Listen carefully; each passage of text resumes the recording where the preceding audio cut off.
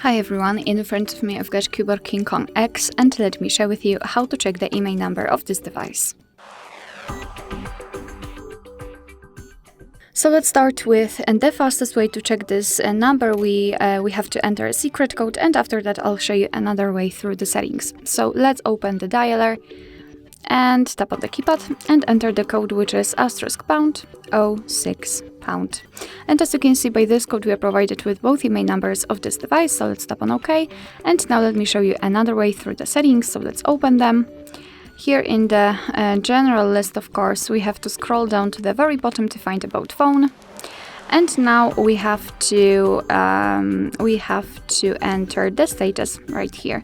And as you can see right here, we've got both IMEI numbers for both SIM slots. You have to simply tap on the specific one to show the full information. Alright, so that will be all. Thank you so much for watching. I hope that this video was helpful, and if it was, please hit the subscribe button and leave the thumbs up.